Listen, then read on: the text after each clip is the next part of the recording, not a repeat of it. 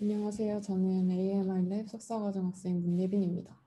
제가 오늘 발표할 내용은 2019년도 CBPR 오랄 페이퍼인 Devil is in the Edges: Learning Semantic Boundaries from Noisy Annotations라는 논문입니다. 인트로덕션입니다. 우선 바운더리 인포메이션 자체는 컴퓨터 비전 다양한 태스크에서 활용이 되고 있고 그렇기 때문에 굉장히 중요한 인포메이션 중 하나입니다. 그래서 예를 들어서 보자면 로봇이 어떤 물체를 잡으려고 할 때 그 물체에 대한 정보를 준다던가 혹은 자율주행 상황에서 그 상황, 그러니까 도로 상황이라든지 뭐 앞에 있는 차라든지 이런 거에 대한 정보를 주기도 하고 그리고 여기 보시다시피 로드 파싱에도 사용이 되고 메디컬 이미징에서 뭐 혈관의 정보를 준다던가 이미지 신테시스에서 이제 예를 들어서 어떤 사람의 얼굴 이미지가 있을 때 거기에서 엣지 정보를 따와서 그 엣지 정보로부터 다시 새로운 얼굴을 만들어내는 이런 이미지 신테시스에서도 사용이 되고 있습니다.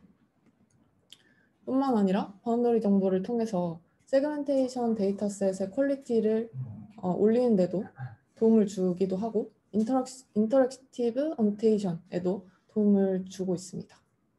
이런 식으로 되게 다양하게 활용이 되고 있는데요. 근데 다만 지금 현재 이제 딥러닝 베이스로 이런 엣지, 바운더리들을 프리딕션하는 그런 방법들이 굉장히 부정확한 경향이 있습니다. 이게 어떤 말이냐면 이제 엣지를 프리딕션을 했는데 굉장히 false positive인 픽셀들이 굉장히 많이 포함되어 있는 것이죠. 그렇게 되면은 이제 뭔가 샤프한 엣지가 따지는 게 아니라 굉장히 두껍고 두꺼운 그런 엣지가 프리딕션이 됩니다. 그래서 이러한 부분을 더 샤프하고 더 정확한 그런 엣지를 추출할 수 있도록 개선해야 되는 부분이 있습니다. 그리고 또 생각을 해보면 이제 라벨링 과정이 필요한데 그 엣지들을 사람이 일일이 라벨링하는 그 과정이 굉장히 까다롭다고 생각이 됩니다. 그래서 뭔가 정확하게 그 엣지 라벨링을 하려고 하면은 시간이 굉장히 많이 들고 또 시간을 좀 적게 들여서 하려고 하면 그 퀄리티가 떨어지는 퀄리티와 이피션시 사이에 트레이드 오프가 존재합니다. 그래서 이러한 것도 고려해야 되는 부분 중 하나입니다. 그래서 제가 오늘 소개드리는 논문에서는 Semantically Thinned Edge Alignment Learning이라는 스틸 어프로치를 소개를 합니다. 이 어프로치를 통해서 시멘틱 엣지 디텍션도 당연히 하고 근데 여기서 디텍션 되는 엣지가 굉장히 더 얇게 될 수 있도록 바운더리 티닝 과정이 포함됩니다. 그리고 좀 현재 이제 사용되고 있는 데이터셋에 그 바운더리 정보에 굉장히 노이즈가 많이 껴있다고 하는데 그것들을 조금 더 리파인 할 수 있는 액티브 얼라인먼트 방법도 소개를 하고 있습니다. 그래서 여기 보시면 이렇게 뭔가 고양이가 있는데 고양이와 이 라인 사이에 틈이 이렇게 존재합니다. 근데 이게 그라운드 트루스 라벨이거든요. 근데 그라운드 트루스 치고 굉장히 부정확하죠. 이런 것들을 액티브 얼라인먼트를 통해서 조금 더 그라운드 트루 같이 더 리파인하는 그런 과정입니다. 다음으로 릴레이티드 워크입니다. 우선 시멘틱 바운더리 디텍션이라는 이 태스크 자체는 이제 인풋으로 어떤 이미지를 주었을 때 아웃풋으로 시멘티컬리 미닝풀한 그런 바운더리들을 추출해내는 그런 태스크입니다. 그러니까 어떤 사람이라는 오브젝트에 대해서 바운더리를 추출할 때 그 사람의 뭐 미세한 그런 주름들까지 다 추출해내는 게 아니고 이런 시멘티컬하게 의미가 있는 그런 바운더리 정보만 추출해내는 태스크입니다. 그래서 이 케이스 넷이라는 논문에서는 CBPR 2017년도 논문인데요. 카테고리 어웨어 시멘틱 엣지 디텍션이라고 해서 어떤 엣지가 사실은 그 어떤 물체와 물체 사이의 경계선이기 때문에 하나의 엣지에 멀티 라벨이 붙을 수가 있습니다. 그래서 이런 멀티 라벨 케이스를 고려한 그런 엣지 디텍션 방법을 소개한 논문입니다. 근데 앞서 말씀드렸다시피 되게 엣지들이 두꺼운 그런 모습을 보이고 있습니다. 다음으로는 이 당시의 스테이트 오브 디 아트 논문인 SIL이라는 논문입니다. Simultaneous Edge Alignment and Learning이라는 건데 기존의 이 케이스넷의 이런 두꺼운 false positive가 많은 엣지 프리딕션을 조금 더 리파인한 그런 버전이라고 볼 수 있습니다. 다만 이런 뭔가 시멘티컬리 미닝풀하지 않은 부분까지 추출이 되는 그런 부분이 있었습니다. 다음으로는 레벨셋 메소드라는 것에 대해서 설명을 드리려고 하는데요. 이 논문에서 그 이제 엣지를 좀 얇게 하기 위해서 바운더리 시닝 과정이 포함이 되는데 그거를 그냥 무분별하게 줄이다 보면은 바운더리가 중간에 끊기거나 이러한 상황이 발생을 할 수 있겠죠.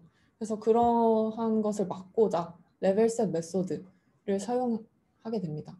그럼 이게 과연 무엇인가에 대해서 좀 설명을 드리도록 하겠습니다.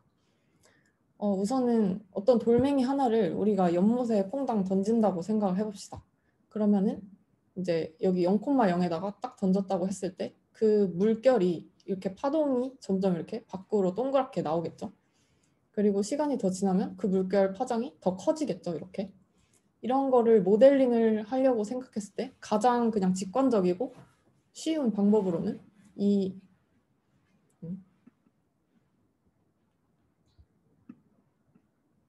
포인트에서, 이 커브에서 이제 충분한 개수의 포인트를 샘플링을 해서 그 샘플링된 포인트들이 이제 노멀 디렉션 방향으로 이 커브의 노멀 디렉션 방향으로 진행을 한다라고 모델링을 할 수가 있겠죠. 간단하게 생각하면. 그런데 만약에 이러한 커브가 두 개가 되면은 어떻게 될까요? 이게 외부에 다른 힘이 없다고 생각했을 때 이제 이 두 개의 커브가 점점 커지면서 서로 만나게 되겠죠. 그리고 이 외에도 또 생각해 볼 수 있는 케이스는 이렇게 커브가 만나는 것, 그리고 커브가 이렇게 나뉘어지는 것, 뭐 혹은 두 개 이상의 더 많은 커브들이 있는 경우, 이런 경우 점점 더 모델링이 복잡해지겠죠. 그래서 이런 것들을 어떻게 모델링을 할까라는 것에 대해서 이제 이때 LSM 방법을 사용해서 모델링을 하게 됩니다. 기존에 뭔가 익스플리시트하게 이런 커브들을 모델링하는 방법이 아니고 이제 임플리시트 펑션을 도입을 해서 이런 모션을 모델링하는 기법이라고 생각하시면 될 것 같습니다. 그래서 이제 이런 3D 공간에서 이런 3D 커브가 있다고 생각을 해보면 아까 보였던 이 물결 파장을 이제 3D 커브와 그 표면과 그리고 어떤 플레인과의 관계를 통해서 이거를 이렇게 모델링을 할 수가 있겠죠. 그렇게 되면은 이제 이 커브를 두 개를 도입하면은 두 개의 커브도 이렇게 모델링을 할 수가 있고 그리고 이걸 살짝 옆으로 움직여서 이렇게 멀징하는 그런 것도 뭔가 직관적으로 되게 모델링이 잘 되는 것을 볼 수 있습니다. 그래서 이것을 좀 수식적으로 살펴보면은 이제 이 초록색 이 커브의 서페이스를 파이 x라고 정의를 합니다. 그리고 이제 레벨셋, 그러니까 이 서페이스의 C 레벨에 해당하는 그 x들의 집합을 이런 식으로 정의를 합니다. 근데 보통 우리가 어떤 임의의 C 레벨에서보다는 제로 레벨에서의 그 상황을 더 많이 다루기 때문에 우선 이 제로 레벨 셋에 대해서 수식을 전개해 보도록 하겠습니다. 이렇게 서페이스를 모델링을 했는데 저희는 이제 무브먼트, 움직이고 있는 그런 상황 자체를 모델링하고자 하는 것이기 때문에 템포럴 베리어블 t를 도입을 해서 이런 식으로 다시 파라미터라이제이션을 해줍니다. 그리고 지금 이 서페이스 모델은 이제 포지션 정보를 담고 있기 때문에 우리가 원하는 무브먼트 정보를 얻기 위해서 타임 t로 미분을 해줍니다. 그래서 이것을 다시 체인 룰을 통해서 이렇게 다시 표현을 해주게 되면은 이렇게 표현이 되겠죠.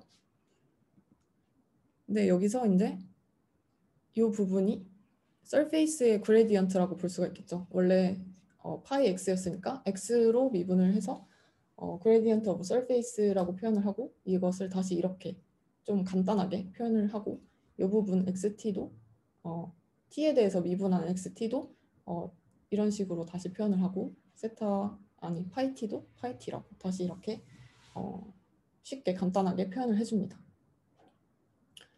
그리고 이제 노멀 디렉션, 그러니까 커브가 이제 움직이고 있는데 그 커브가 움직이는 것을 노멀 디렉션이라고 생각을 할 수가 있겠죠. 그것을 아까 그레디언트 오브 서페이스를 통해서 이렇게 표현을 할 수가 있고, F는 이 커브를 움직이도록 하는 힘이라고 생각을 해볼 수 있습니다. 그래서 이 두 팩터를 통해서 스피드 벡터 XT를 정의를 할 수가 있습니다. 그래서 두 노멀 디렉션과 폴스의 곱으로 스피드 벡터를 정의할 수 있습니다. 그래서 아까 전에 유도했던 그 식에다가 XT를 대입을 해서 쭈루룩 전개를 해보면 우리가 원하는 그 서페이스에 대한 식을 이런 식으로 정리를 할 수가 있겠죠. 근데 그러니까 그러니까 t로 미분된 거기 때문에 서페이스가 그 움직이고 있는, 변화하고 있는 그것을 이렇게 모델링 할 수가 있습니다. 근데 우리가 지금 하고자 하는 게 어떤 시간 t, 임의 시간 t에서 지금 서페이스의 모양이 어떻게 되는가, t에 있을 때 파이 x를 알고 싶은 거기 때문에 이 partial differential equation을 활용해서 식을 다시 전개를 합니다. 가장 쉬운 방법으로는 우리가 익히 알고 있는 이 finite difference method, 이 식을 통해서 전개를 해볼 수 있는데요. 그래서 이거를 다시 이 finite difference method를 통해서 표현을 하면 이런 식으로 표현을 할 수가 있겠죠. 그리고 분모 부분을 델타 t 곱하기 파이 t라고 다시 정의를 한 다음에 다시 얘를 넘겨서 이렇게 정리를 해보면 이런 식으로 정리를 할 수 있고, 이걸 또 간단히 쓰면은 이렇게 정리를 할 수 있습니다. 근데 이 식을 가만히 보면은 좀 어딘가 익숙한 부분이 있을 거라고 생각이 되는데요. 이제 머신러닝에서 그레디언트 디센트 방법을 통해서 이제 모델을 업데이트하는 그 식과 수식과 거의 유사하죠. 그래서 이 식을 t에 대해서 업데이트를 한다. 뭐라 해야 되지? 서페이스 섹터를 t에 대해서 그레디언트 디센트를 한다라는 식으로 이해를 하시면 될 것 같습니다. 그래서 이러한 메소드를 가지고 도대체 엣지 디텍션이나 혹은 유사한 그런 태스크인 세그멘테이션에 어떻게 활용을 할까 하면은 이 F가 아까 force, 어떤 힘이라고 말씀을 드렸는데 이거를 이제 벡터 필드라고 보는 것입니다. 벡터래. 벨로시티 필드라고 보는 겁니다. 벨로시티 필드가 뭐냐 하면 어떤 그냥 이런 2D 이미지라고 했을 때 그 포인트, 그 필드 안에 포인트 하나하나가 다 어떤 방향과 매그니티드를 갖고 있는 그런 점이라고 생각을 할 수가 있습니다. 그래서 이 벨로시티 필드를 엣지 디텍터를 통해서 이제 디라이브를 할 수가 있습니다. 그래서 이것도 또 가장 쉬운 예로는, 쉬운 그 엣지 디텍터로는 그냥 이미지의 그레디언트 자체를 그냥 계산을 해서 하는 방법이 있겠죠. 그래서 여기서 보시면 이런 이미지가 주어졌을 때 이러한 식을 가지고 폴스를 구하게 되고, 이 폴스를 통해서 여기에다가 대입을 해가지고 이제 이터레이티브하게 러닝을 했을 때 레벨셋 메소드를 통해서 이미지 세그멘테이션을 한 그런 모습입니다. 그래서 이러한 방식을 이 논문에서도 사용을 하고 있습니다. 근데 이런 이제 다른 모델링, 다른 세그멘테이션을 더 잘하기 위해서 이제 이 GI 요 함수를 좀 변경하고 다른 함수들을 사용하는 방법들이 있습니다. 다음으로는 본격적인 스틸 어프로치에 대해서 설명드리도록 하겠습니다. 스틸 어프로치는 아까 말씀드렸다시피 시멘틱 엣지 디텍션, 그리고 바운더리 시닝, 액티브 얼라이먼트, 이 세 가지 태스크를 수행합니다. 이 스틸 아키텍처의 가장 큰 장점으로는 어떠한 백본에도 뒤에 붙여서 사용을 할 수 있는 그러한 구조입니다. 그래서 이 논문에서는 백본으로 아까 설명드렸던 그 케이스넷을 활용하고 있고요. 이 케이스넷에서 이제 추출된 피처에서 마지막 레이어로 이제 바운더리 클래시피케이션 레이어를 통해서 바운더리들을 클래시피케이션을 하고, 그 다음에 이제 티닝 레이어를 도입을 해서 추출된 바운더리들을 더 얇게 만들어주는 그런 과정을 거칩니다. 이때 이제 그 바운더리의 노멀 디렉션 벡터와 그 그 노멀 디렉션 상에 있는 포인트들을 샘플링해서 그것들을 활용해서 그것들과 그리고 이런 픽스드 컨볼루션을 통해서 노멀 디렉션을 구하고 그리고 옵티미제이션을 수행합니다. 그리고 액티브 얼라인먼트는 이제 이터레이티브하게 계속 이렇게 트레이닝 중에 업데이트가 돼서 액티브 얼라인먼트를 수행하는 그런 과정입니다. 그래서 하나하나 좀 설명을 드려보겠습니다. 첫 번째로는 시멘틱 어웨어 엣지 디텍션을 위해서 웨이티드 바이너리 크로스 엔트로피로 로스를 정의합니다. 이제 바운더리들을 클래시피케이션 하는 거니까 기본적인 그 클래시피케이션 로스라고 생각을 하시면 되고, 여기에서 YKM은 어떤 픽셀 M이 클래스 K에 속하는가 안 속하는가에 대한 거를 나타내기 때문에 0과 1 값을 0 혹은 1 값을 가지고요. 그리고 이 베타 파라미터를 통해서 웨이트를 줬는데, 이것을 왜 줬냐 하면은 이제 이미지를 보면은 그 이미지의 엣지 픽셀보다 엣지가 아닌 픽셀들이 훨씬 더 많기 때문에 이러한 부분들을 좀 보완해주기 위해서 이렇게 구성된 베타 파라미터를 통해서 웨이트를 주게 됩니다. 다음으로는 이제 바운더리 띠닝을 위해서 NMS 로스와 디렉션 로스를 도입을 하게 됩니다. NMS 로스는 Non Maximum Suppression 로스로 보통은 좀 로스, 그러니까 트레이닝 상에 이렇게 로스로 주지 않고 포스트 프로세싱으로 많이 하는 그런 태스크입니다. 그래서 가장 큰 것만 남기고 나머지는 다 죽이겠다라는 게 가장 기본적인 아이디어였고요. 아까 말씀드렸다시피 이제 노멀 벡터를 구하게 되는데, 이 노멀 벡터는 그냥 베이직 트라이고노메트리와 아까 말씀드린 그 픽스드 컨볼루션을 통해서 이 노멀 벡터를 구하게 되고요. 그 전에 이 검은색 줄이 그 더 리파인된 그 엣지이고, 이 회색깔 그 영역이 좀 노이즈가 많은 기존에 두꺼웠던 그 엣지라고 생각을 하시면 되겠습니다. 그래서 이렇게 노멀 벡터를 구하고 그 노멀 벡터 상에 있는 5개의 포인트를 샘플링을 하게 됩니다. 여기서는 이제 L을 2를 썼기 때문에 5개의 포인트를 썼습니다. 그래서 여기서 보시면은 non maximum suppression을 한다고 했을 때 그냥 상식적으로 봤을 때 이 값에 대한 리스폰스가 가장 높아야겠죠. 그래서 그것을 이제 로스로 표현을 해줍니다. 그리고 여기서 이제 소프트맥스를 취했는데, 이것을 통해서 이 샘플된 포인트들 간의 노멀라이제이션을 수행해주게 됩니다. 그래서 이 로스를 통해서 이제 옵티미제이션을 했을 때 이 H 펑션이 디렉 델타 디스트리뷰션으로 갈 수 있도록, 그래서 이 P 값에 대한 리스폰스가 커지도록 학습이 됩니다. 다음으로는 디렉션 로스입니다. 디렉션 로스. 전에 거기서 P 값만 높아지는 게 아니라 네. 주변에 PT가 히트되는 영역 그게 아닌 애들은 서프레션을 또 해야 되지 않을까? 소프트맥스니까 네. 하나가 올라가면 맞습니다. 다른 걸 낮추는 식으로 해서 파이브와 네거티브가 같이 맞습니다. 고려되는 형태로 지금 저 H랑 홈페이지 정리된 거. 네, 맞습니다. 그래서 스티닝 이펙트가 있다. 단지 이 P 값만 높이는 게 아니고 이 주변에 P가 아닌 다른 PT 값들을 줄이는 효과도 이 소프트맥스를 취하면서 줄 수가 있습니다. 그러면 이거 베이지안 옵티마이제이션 그런 거 같습니다. 그러니까 뭐 uncertainty estimation인 것 같아요. 왜냐면 칼리브레이션이라고 하나? 그런 거 보면은 뭔가 그 맞는 값에 오버 컨피던스가 있잖아요.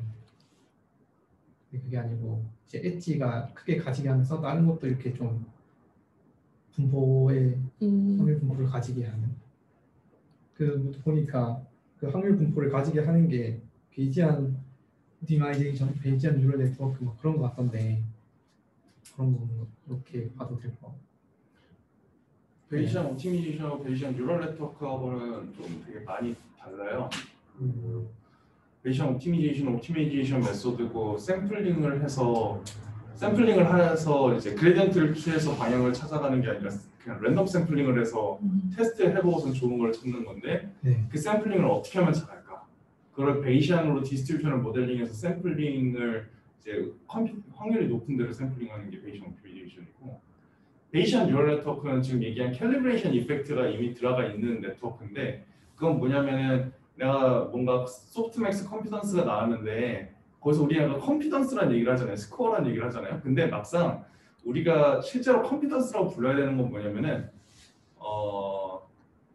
내가 이게 뭐 예를 들어서 가장 강아지의 확률이 0.9%로 스코어가 나왔어요. 근데 0.9를 얼마만큼 확신하느냐가 컨피던스 인터벌이 나와야 돼요.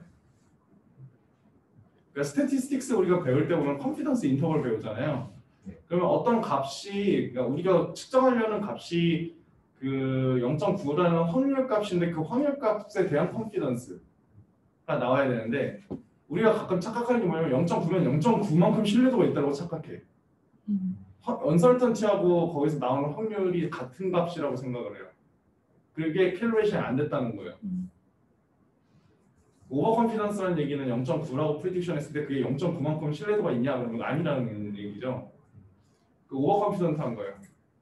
근데 이제 거기다가 언설턴티를 넣으려면은 또 플러스 마이너스의 그 컨피던스 인터벌이 있어야 돼. 그 확률 자체를 얼마만큼 또 밀릴 수가 있냐. 이게 언설턴티 캘리브레이션이라고 하고 베이시안 뉴럴 네트워크는 그거를 모델링을 하는 거예요. 확률 디스트리뷰션을. 그러니까 소프트맥스로 나온 컨피던스 스코어에 대해서 그게 또 디스트리뷰션이 있을 거야. 그거고 여기서는 디스트리뷰션 모델링을 한다고 볼 수가 있는지는 잘 모르겠어요. 약간 다른 것 같은데 약간 저는 오히려 이거를 봤을 때 컨트라스티브 러닝?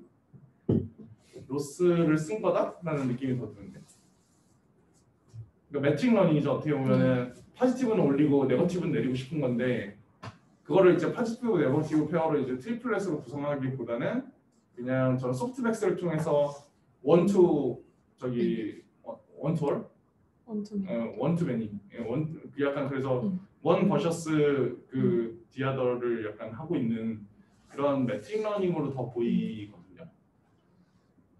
근데 만약에 저기서 P 자체 F로 나온 것 자체를 F가 디스트리뷰션이야. 예를 들어서 가우시안이야. 그러면은 그거에 대한 컴퓨터스뿐만 아니라 가우시안의 스탠다드 데비에이션도 같이 프리딕션 해야 되잖아요. F가 출력하는 게 그러면은 그럼 그건 언설턴티까지 같이 출력하는 거지. 그렇게 되면 베이시안 뉴럴 같은 형태가 되는 거고 그랬을 때는 아까 얘기한 것처럼 컨피던스 캘리브레이션 이런 것도 같이 고려될 수도 있겠죠. 샘플링이 그리고 들어가야 돼요. 그러면 안 들어가도 되고 더보기에 뭐 저기 지금 채팅창에 뭐 올라온 거 같아요.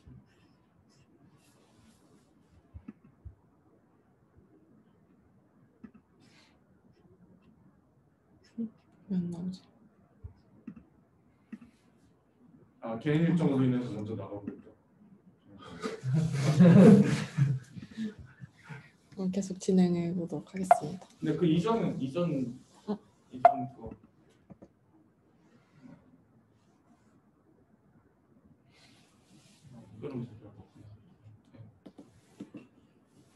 그다음에 디렉션 로스에 대해서 이어서 설명해 드리도록 하겠습니다. 아까 말씀드렸다시피 이것도 또 다시 직관적으로 생각해 보면은 이제 그 리파인된 엣지와 기존의 노이즈가 많던 엣지 그 두 개에서 뽑아낸 각각의 노멀 벡터의 그 방향이 좀 가까워야 된다라고 생각을 할 수도 있을 것 같습니다. 이거에 대해서 뭔가 저는 강한 긍정은 뭔가 강한 동의는 잘 안 드는데 아무튼 여기서는 그 노멀 디렉션의 방향이 비슷해야 된다를 컨스트레인트로 걸었습니다. 그래서 그것을 이제 수식으로 이렇게 로스로 매저를 했고요. 앞서 설명드린 이러한 세 개의 로스를 웨이티드 썸해서 풀 어그멘티드 로스를 구성합니다. 각각 이제 알파 1, 2, 3를 도입해서 하이퍼 파라미터로 이제 웨이트를 주는 형식입니다. 다음으로 액티브 얼라이먼트입니다. 아까 말씀드렸다시피 바운더리 어노테이션을 하는 과정에서 퀄리티와 이피션시 사이에 트레이드오프가 존재하게 됩니다. 그리고 여기에서 이제 테스트에 사용되는 데이터셋 중 하나인 SBD 데이터셋은 굉장히 그 라벨에 노이즈가 많이 포함되어 있습니다. 그래서 이 논문에서는 시멘틱 바운더리, 그러니까 노이즈가 많은 그런 라벨이 아닌 더 노이즈를 줄인 그런 라벨을 추론함과 동시에 그런 그렇게 좀 리파인된 그런 엣지를 프리딕션 할 수 있도록 네트워크를 트레이닝을 동시에 하고자 합니다.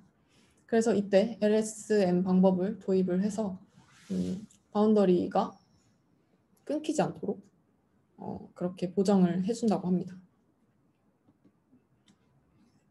그래서 간단히 수식적으로 좀 살펴보면 이제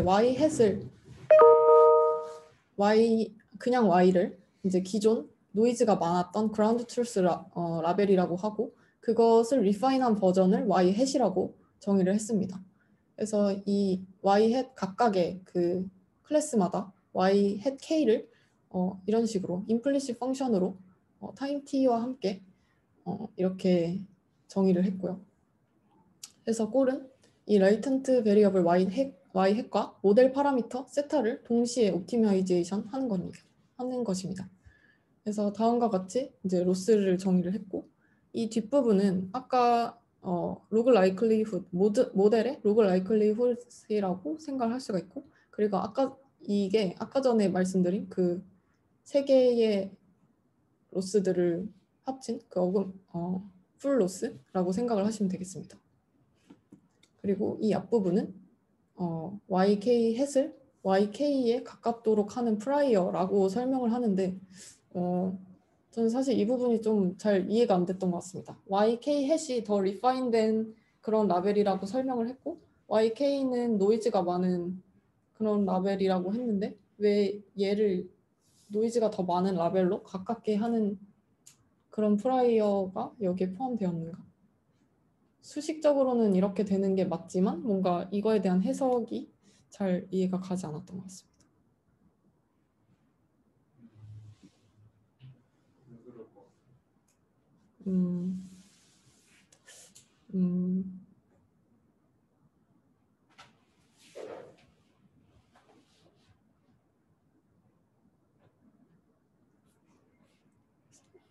궁금한 게 하나 있는데 여쭤봐도 될까요? 네네. 그 만약에 이렇게 그 라인을 따잖아요. 라인을 따는데 아까 말씀하신 커브 있잖아요. 네. 그 커브를 여러 개를 해서 네. 그거에 피팅을 시키는 건가요? 커브를 여러 개 해가지고 그 라인에다가 피팅을 시키는 건가요? 뭔가 상상을 할 때는 그런 식으로 상상을 할 수가 있는데 이제 아까 말씀드렸다시피 그 이제 어떤 G 펑션을 가지고 그 false F를 추출을 했잖아요. 엣지 디텍터를 G로 모델링을 해서 이제 그런 식으로 했는데 여기서도 보시면은 이제 어떤 그런 그 LSM 방법 중 하나인 Geodesic Active Contour라는 방식에 사용되는 그런 펑션을 도입을 해서 이걸로 false를 구한다고 생각을 하시면 됩니다.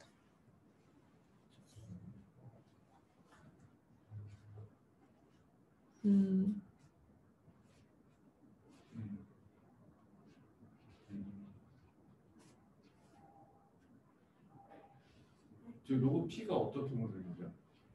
로그 P요? PYK, YZ. 이것이요? 근데 저 가까이 가는 게 맞나요? 해석이? 논문에는 그렇게 써 있더라고요.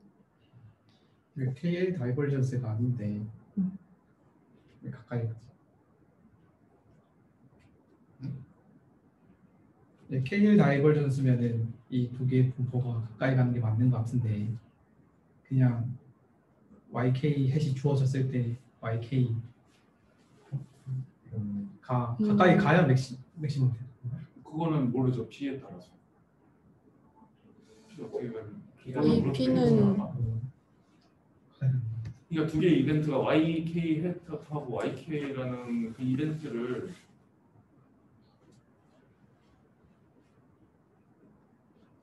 그러니까 동시에 발생할 확률 뭐 이런 조인트 디스트리뷰션이 아니라 지금 약간 사후 포스테리어잖아요. 네. 저게 어떤 관계를 가지고 있냐, 디펜던시를 가지고 있냐에 따라서 좀 다르죠. 반드시 가야지 똑같아야 돼. 똑같아야지 맥시멈이다. P에 따라 다르잖아요. 저도 이 부분이 뭔가 잘 이해가 안 돼가지고 지금 P 부분이 어떻게 모델링 됐는지 저희가 알아야 될 것 같아요. 왜냐면 지금 G를 얘기한 거가 뭔가 P 저 함수가 모델링 된 거 내에서 존재하는 거 같은데. P는 이렇게 그 에너지 모델로 다시 바꿔서 이렇게 모델링하는 것 같은데.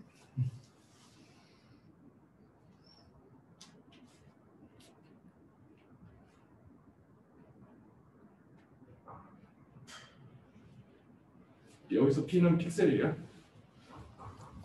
어떤 P 말씀이시죠? 그 접근하는 P. 아, 이 P요. 어,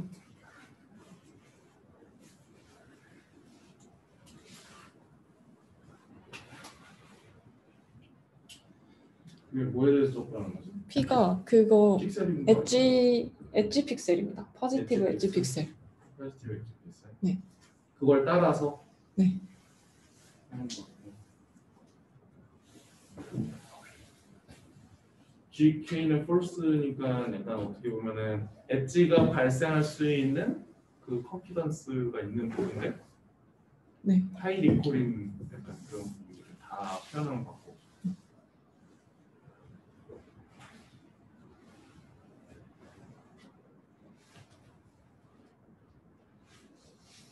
이게 무슨 의미지?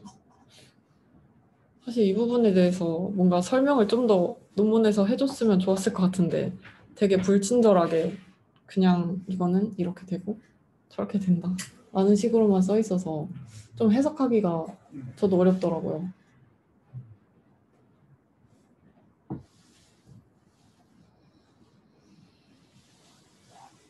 친절하게 써주면 참 좋은데 항상 논문이 그렇지 않아서 네. 그래서 그냥 추리를 하듯이 그래서 디스커션이 필요하고 지금 이런 세미나에서 학생들 같이 좀 생각하고 그러는 게 좋은 것 같은데 저도 잘 모르겠네요.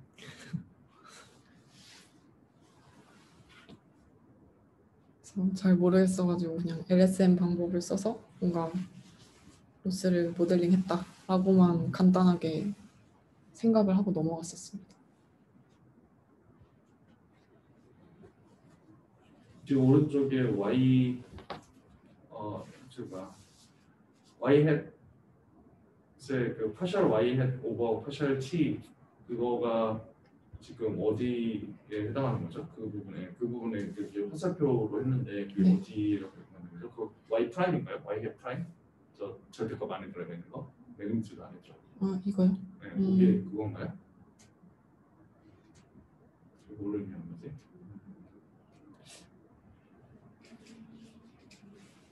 지금 저기 수식 왜 그렇게 배치했어요? Y 햇 그래서 평입은 Y 햇 T하고 Y 파이 T하고 거기 오른쪽에 두 개를 위아래로 이렇게 표현해놨잖아요. 네. 왜 그렇게 해놨어요?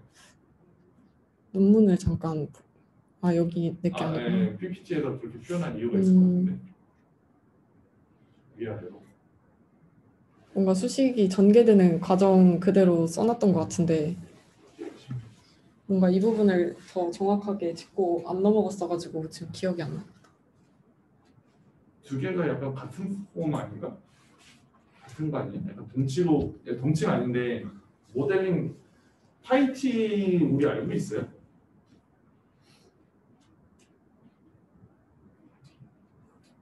그래서 지금 Y 햇 T로 표현한 거 아닐까?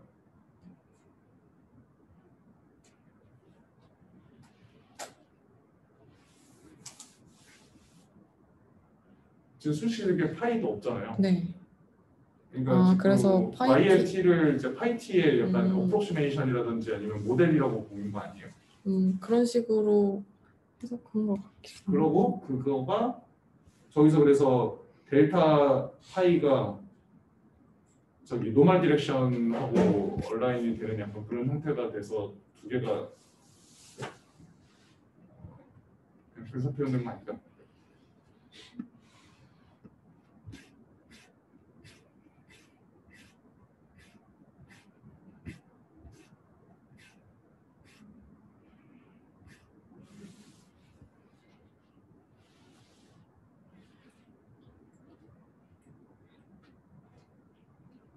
그러니까 뭔지 모르겠지만 일단 Y 햇 T가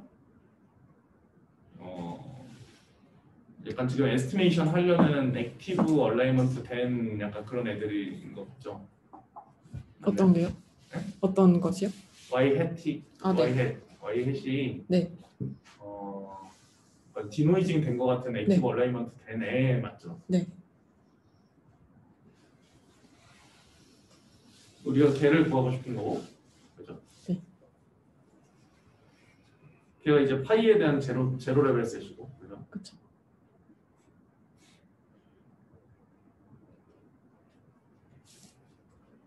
그 제로 레벨 셋에서의 델타가 그 델타 파이 그거가 제로 레벨 셋일 때 n 그 노멀 디렉션이 되는 거 아니에요? n. 네, 맞아요. 그래서 두 개를 맞아요. 연동하게 해서 그 저희 막 편미분의 파이 t하고 그 편미분의 y t하고의 연관관계가 어떻게 보면 스페셜 케이스인 것 같고, 그 에너지 모델로 한 거 저거는 왜 저렇게 표현됐을까? 저기서 그럼 y 햇 프라임은 저렇게 표현된다는 건 알았는데 그거에 대한 매그니튜드가 뭘 의미하는 거지?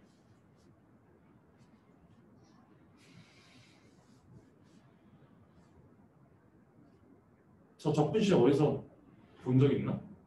저런 게 이거 레벨셋이라는 게 원래 피직스에서 나온 거거든요. 물리에서 배웠던 거거든요. 그래서 뭔가 우리가 본 적이 있어야 될 것 같은데. 저 식이 뭘 의미하는 걸까?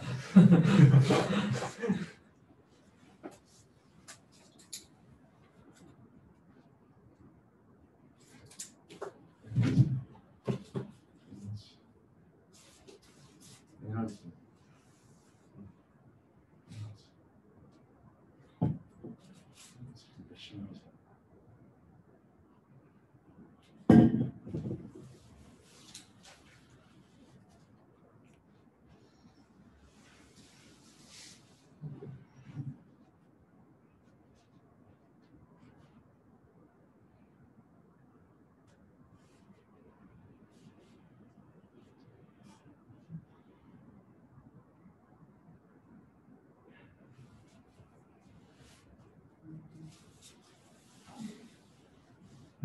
자코비안이라던가 그런 건가요?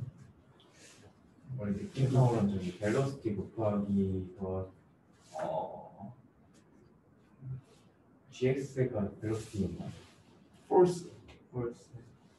혹시 저런 식 앞에서 뭐 나온 거 있어요? force 곱하기 뭐 이렇게 해서 velocity하고 네. 그걸로 노멀 서메이션으로 표현된 것 중에 저런 게 있는지 한번 찾아볼게요. 그걸로 아까 스피드 벡터를 정의했던 것 같은데. 그냥 뒤에 있는 게 DYK가 맞아야 하는데 저걸 풀었습니다.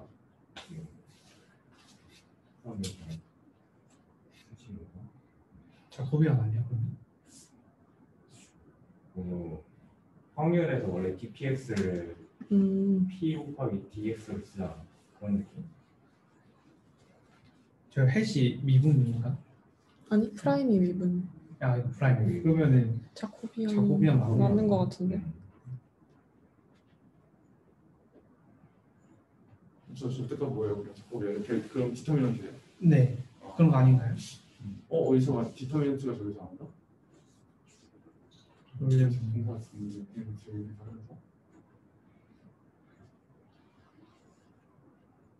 그 자코비안의 디터미넌트하고 G하고 곱한 게 아까 벨로시티 스피드 벡터인가? 그거 아니에요? 네, 맞아요.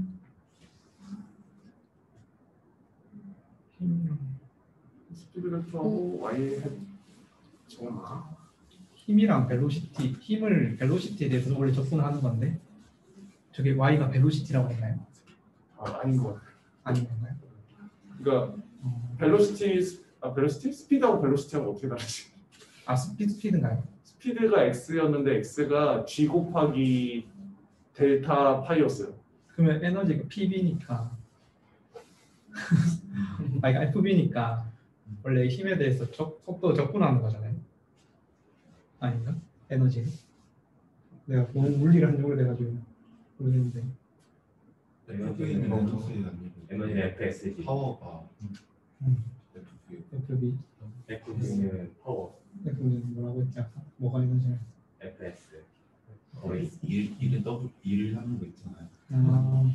아 일을 하는 거의 거리를 네, 그러니까 일이랑 에너지랑 그거 V를 그러니까 V를 접근하는 거 맞는데 그러면 S로 그러면 벨로시티 힘의 벨로시티 곱해서 접근하는 게 그러니까 그거는 힘이 일정하다고 가정하고 그거 곱하는 거라서 접근으로 가야 되면 파워를 F 접근하는 FDB인데 저기 Y가 아까 벨로시티라고 분리가 안 그러나? 아니 그러면은 자코비안 나오면서 저기 바뀌는 거 같은데. 그러니까 지금 그 G는 일단 false로 치고 그 뒤에 지금 Y 햇하고 곱하기 Y 프라임 그 자코비안의 디터미넌트 곱해진 저 부분이 벨로시티에 해당하는 거다? 그렇죠. 그럼 벨로시티 찾아봐야 될 것 같은데? 벨로시티? Y가 근데 벨로시티인가요? 그러니까 Y, 아니 저 아, 뒤에 두 텀 있잖아요. Y 햇하고 그 자코비안 곱해진 거 네네. 그게 그럼 벨로시티여야 되는 거 아니에요? 그렇죠. 그러니까 그게 벨로시티냐? 위에 뭔가 있었네. 위에 어딘가에 있을 것 같은데? 아 근데 제가 그걸 잘 모르겠는데 위에요? 위에 뭔가 벨로시티랑 힘 같은 그거 거 계속 있어요. 얘기했었잖아요. 저도 그 기억 안 나는데.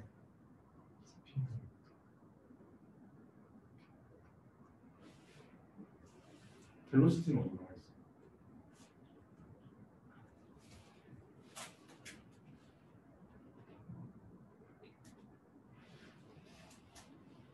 벨로시티의 정의 어디 있어요? 벨로시티의 정의 혹시 찾아볼 수 있어요? 벨로시티의 정의는 따로 없었던 것 같은데. 논문에서 벨로시티가 딱 한 번 나오는데 근데 그 저쪽에 PPT에 있던 C는 벨로시티고 그거 얘기밖에 논문에 안 나와요. 벨로시티.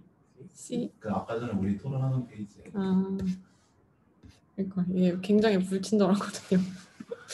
그 페이지에 저기 오른쪽 밑에 C는 컨스턴트 벨로시티 아. 저거 저희하고 논문에 벨로시티 단어가 하나도 안 나와. C 이거 뭐지? 이거 혹시 관련된 레퍼런스 논문이 없어요? 근데 그 페이스에서 벨로시티 추정할 때 저 C가 원래 벨로시티라고 생각을 하는데 저거를 파이에 대한 데리베이션으로 어프로시메이션해서 구하는 거거든요. 그 리얼타임 GPU 논문에서 그 똑같은 거거든요. 거기서도 파이의 타임 데리베이티브가랑 스파셜 데리베이티브랑 연관관계로 C를 구하는데 거기서 저 파이에 대한 MSE 리니어 어프로시메이션을 통해서 C를 구하거든요. 아니면 좀 작은 타임에 대해서 하는 거니까 데이터 T로 한번 순간적인 C를 구하려면 파이에 T를 나누는 게 맞지 않나?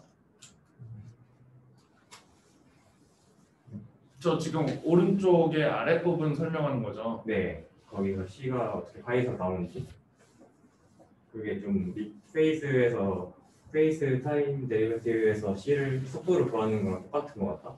네. 그 수식이랑. 그거 페이즈하고 저거 임플리시 펑션에서의 그 델타 그 구하는 벨로시티 필드 구하는 거하고 같아요. 네, 네, 똑같은 것 같아요.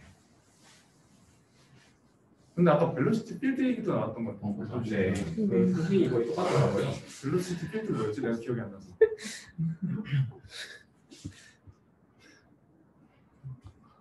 그 세상에 많은 게 다 연관돼 있어. 중학교 때, 고등학교 때 공부했던 거를 기억하면은 저 포스라고 그랬었잖아요. 벨로시티 필드에. 폴스를 벨로시티 필드로 생각을 할 수가 있다. 아 생각할 수 있다. 네. 그럼 개념이 헷갈리는데. 좀 이볼루션을 어떻게 하는지 그 폴스로 생각한 거거든요. 어. 그러니까 페이스도 이볼루션 이렇게 하는데 똑같은 느낌인데. 그리고 그 F를 또 G를 그냥 사격하는 걸로 네. 하는 거죠.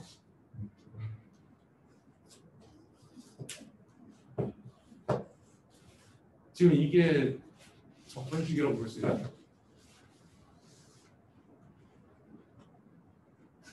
이건 아닌 것 같은데. 그건 아닌 것 같은데. 잘 모르겠는데. 모르겠어요. 잘 모르겠습니다.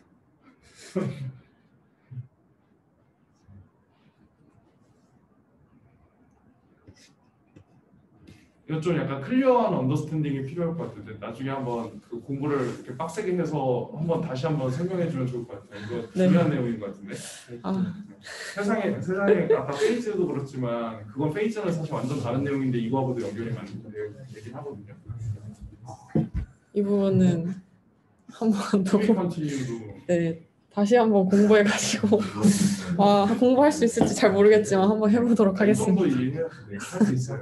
아. 잘 한 땀 이렇게 보다 보면 이렇게 노력하고 각각의 물리적인 의미를 다 이해하다 보면 이게 뭘 나타내는구나 그거 알 수 있고 제 생각에 저 P 위에 P 조인트 디스트리뷰션 있잖아요. 그 조인트 디스트리뷰션 아니고 뭐지? 조인트 디스트리뷰션이죠. 기본 X에 대해서 이제 조인트 디스트리뷰션 저렇게 나눌 때 Y 해시 뒤로 가 있는 게 이상하다고 주장한 거였죠. 민일 학생이.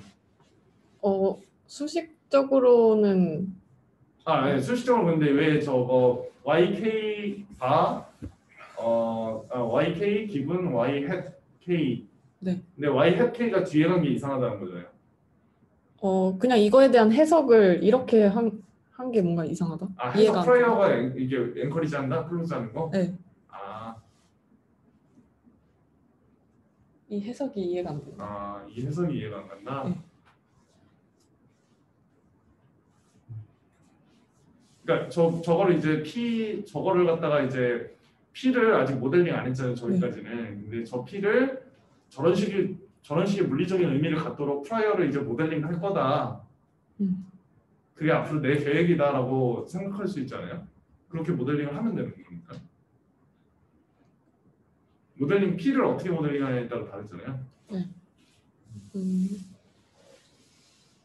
아니면 이제 액티브 얼라이먼트니까 프라이어를 저렇게 주고 계속 이제 업데이트하면은 그러니까 프라이어지 저기에 가야 되는 모르겠어요. 저게 그냥 P까지만 보면은 약간 이런 거죠. 사실 보면은 YK가 뭐지? YK가 로케이션이 지금 너무 햇이 없는 게 그라운드 트루스죠. 그라운드 트루스죠. Y 햇이 있는 게 잘 맞춰진 이게 리파인된 거고 이게 노이즈가 많다. 노이즈 많은 거죠. 네. 그러니까 YK가 그라운드 트루스잖아요. 네. 그죠? 근데 그게 옵저베이션인 거야. 메저먼트. 우리가 스태티스틱스에서 실제로 트루 뭔가 그게 있는데 옵저베이션이 있는 거예요. 그러니까 원래 그라운드 트루스는 우리가 모르는 어떤 하늘의 계시라고 생각하고 그거 하에서 어떤 게 뭐가 될 거라고 생각할 수 있는데 반대로 생각할 수 있지. 그러니까 약간 YK가 주어졌는데 이렇게 리파인된 게 있는데 사실 걔네들로부터 YK가 생성된 거야. 노이즈한 그라운드 트루스가 오히려 생성된 거야. 그래서 왜냐면은 우리가 지금 애큐레이트한 버전을 오히려 만들어서 그게 더 어떤 그 뭐라고 그러죠? 트루 모델이라고 해야 되나? 트루 에스티메이트에 더 가깝기 때문에 YK는 거기서 샘플링된 거라고 볼 수 있어서 그럼 Y hat K가 주어졌을 때 저렇게 주어졌는데 그럼 YK가 어떻게 발생할까 그 확률을 쟀을 때 되는데 예를 들어서 Y hat K하고 YK하고 너무 많이 달라. 그러면은 저거는 Y hat K에서 나온 게 아닌 것 같은데 이렇게 볼 수 있잖아요. 네. 그리고 Y hat K하고 그 근처에 딱 존재해. 그러면 YK가 제대로 약간 리저너블하게 그라운드 트루스가 매겨진 게 맞는 것 같아라고 볼 수 있잖아요. 그거를 이제 P를 어떤 수식으로 만들었을 어떤 수식을 쓸지는 모르겠지만 어떻게든 그 P가 그런 경향성을 갖도록 모델링을 하면 돼요. 그런 프라이어로 쓰겠다는 거지.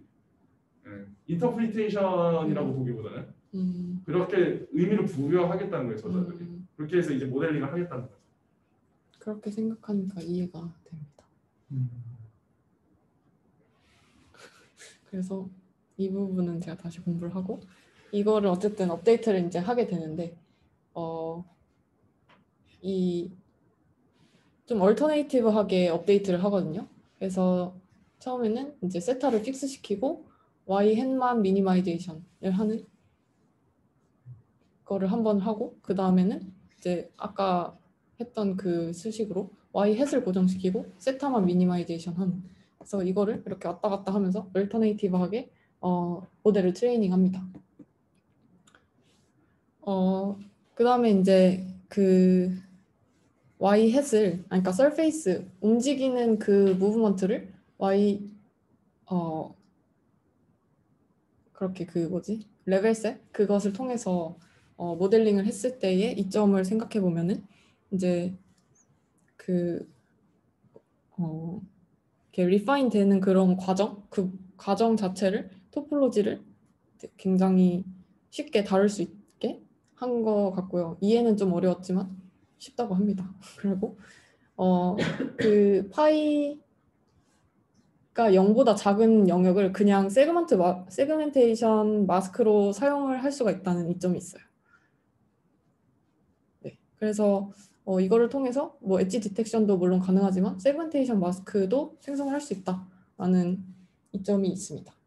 그리고 이제 사람이 이제 대충 이렇게 마스크를 따고 이 모델을 통해서 좀 더 리파인된 그런 콜스 투 파인으로 어노테이션이 가능한 그런 시나리오를 또 생각해 볼 수도 있을 것 같습니다.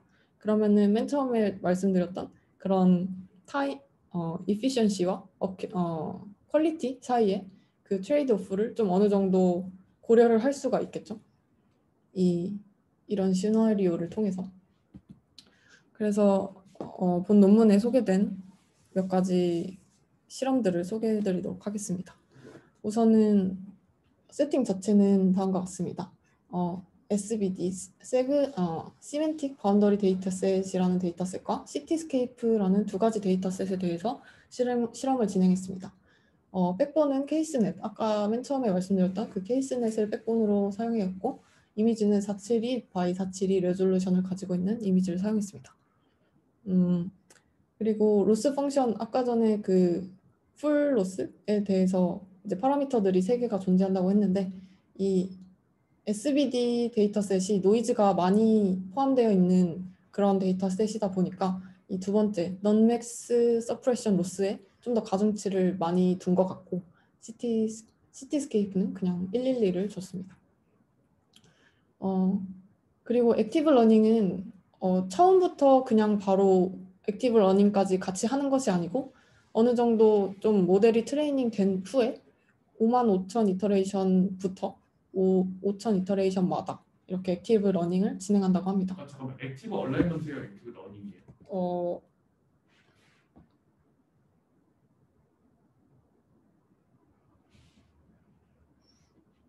아까 마지막에 설명했던 그 액티브 얼라이먼트 그 부분이에요?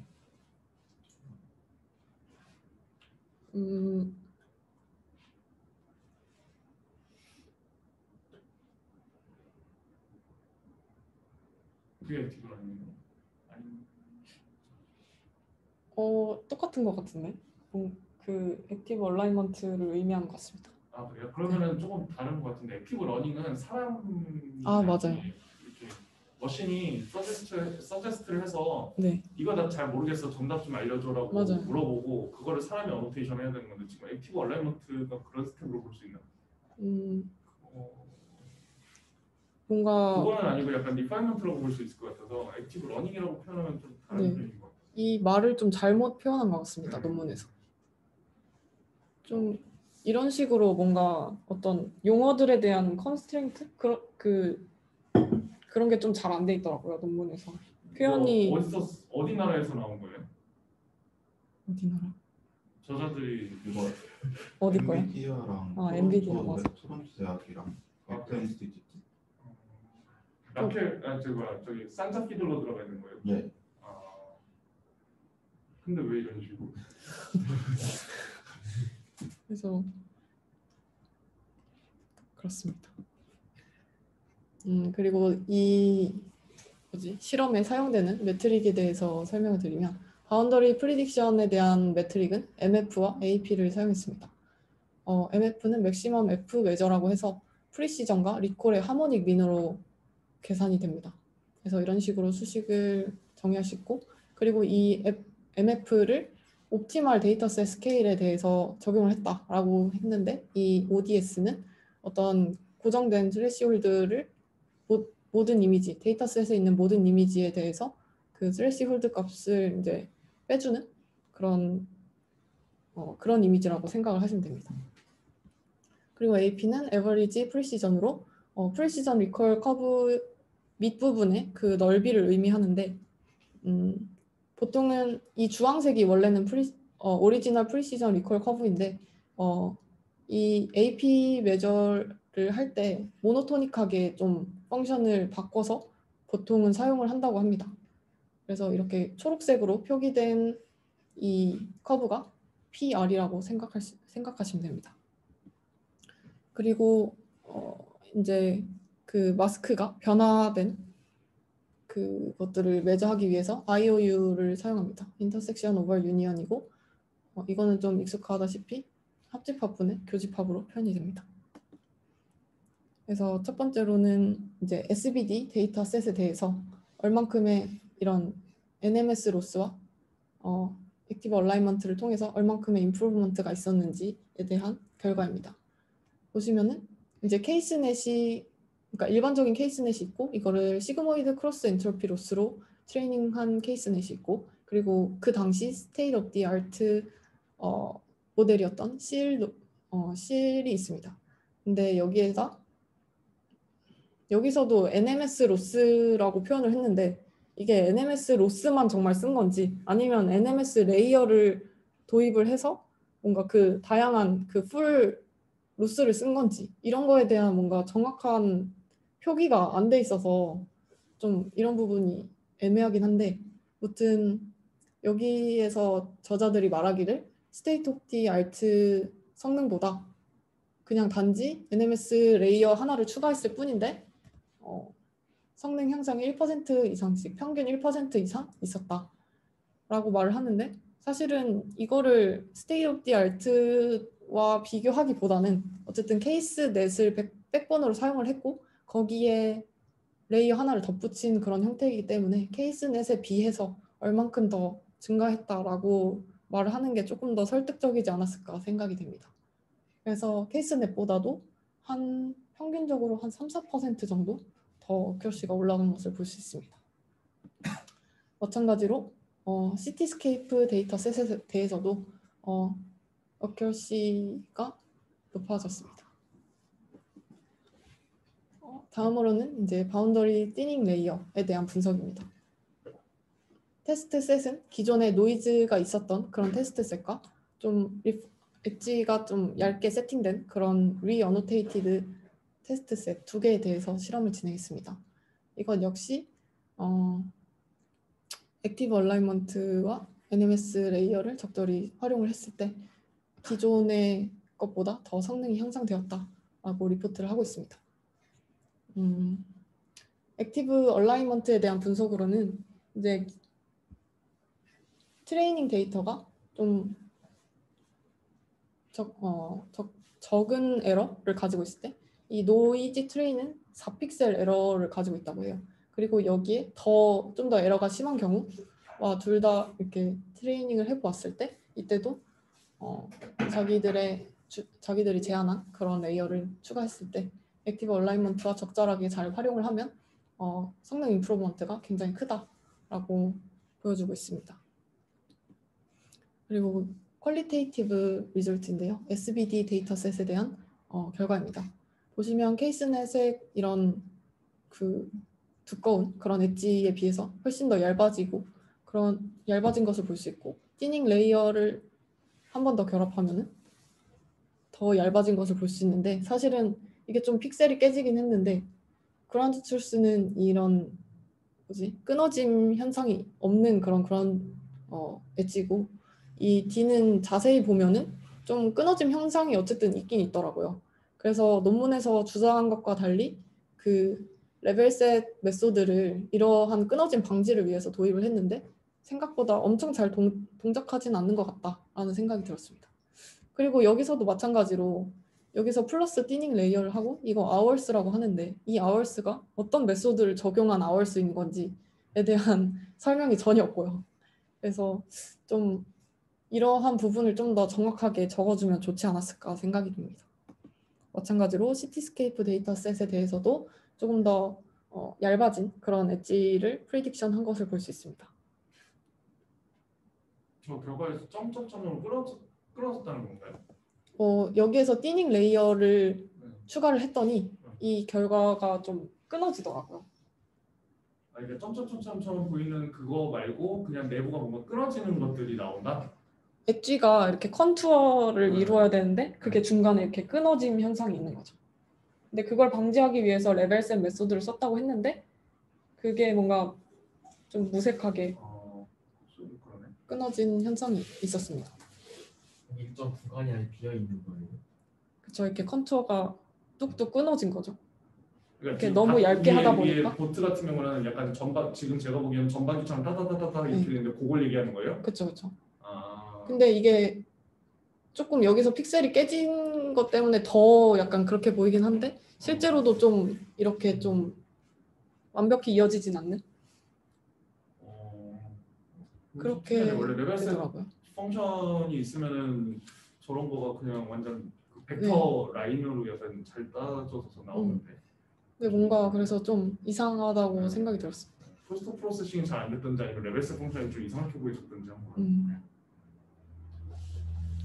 그래서 근데 이 띠닝 레이어를 플러스 했다는 의미가 뭔지 잘 모르긴 하겠는데 그냥 hours를 보면은 뭐 끊어짐 현상은 없었고요. 이 띠닝 레이어를 플러스한 이거에 대해서만 좀 이런 끊어짐 현상이 있더라고요. 그래서 또 여기서도 보시면 그냥 hours라고 나타낸 걸 보면은 굉장히 부드럽게 잘 얇게 잘 엣지가 프리딕션이 되었습니다. 다음으로는 이제 콜슬리 어노테이트 됐던 그런 데이터를 리파이닝 하는 것에 대한 실험입니다. 그래서 인위적으로 어떤 에러를 좀 만들어서 이 에러가 에러가 크게 만들었을 때의 IOU와 그리고 리파인 했을 때의 IOU를 비교를 해보면 이제 에러가 적을 때는 IOU의 임프루브먼트가 좀 적긴 하지만 이 에러가 커지면 커질수록 굉장히 큰 성능 향상이 두 가지 데이터셋에 대해서 모두 있음을 알 수 있습니다. 그래서 이거를 이미지로 보셔도 이렇게 대충 이렇게 따놓은 이런 사람이 몇 번의 클릭만으로 이렇게 따놓은 콜슬리 어노테이티드 데이터에 대해서 리파이닝을 했을 때 꽤 정교하게 이렇게 바뀌는 것을 볼 수가 있습니다. 그래서 이런 메소드를 나중에 뭐 세그멘테이션 같은 태스크에 활용을 할 수도 있을 것 같습니다. 그래서 결론적으로 이제 이 논문에서는 스틸이라는 어프로치를 소개를 하였고 여기서 띠닝 레이어와 띠닝 로스를 소개를 했습니다. 그래서 바운더리를 프리딕션 하는 것과 동시에 어떤 지금 있는 데이터 셋들의 노이즈가 많다라는 그런 고찰에서부터 좀 정말 현실적으로 우리가 사용할 수 있는 그런 방법을 제안했다라는 점에서 좀 괜찮은 논문이었던 것 같습니다. 그래서 SBD나 시티스케이프 벤치마크에 대해서도 괜찮은 결과들을 보여줬고 앞으로 이러한 방법을 통해서 조금 더 정확한 그런 라벨을 가지고 있는 데이터셋을 형성하는데 활용을 할 수도 있을 것 같습니다. 단지 좀 이 논문을 좀 더 뭔가 어노테이션이라던가 자기들이 정의한 텀들에 대한 정의를 좀 더 잘해줬으면 훨씬 더 좋았을 것 같은데 그 점이 조금 아쉬운 것 같습니다. 레퍼런스는 다음과 같고 이상 발표 마치도록 하겠습니다. 혹시 질문 있으신가요? 아키텍처 부분 다시 한번 보여드릴게요. 아키텍처 잠시만요. 아까 수식하고 아키텍처 레이어하고 조금 잘 커넥션을 만들어서 설명했으면 조금 더 이해가 쉬웠을 것 같아요.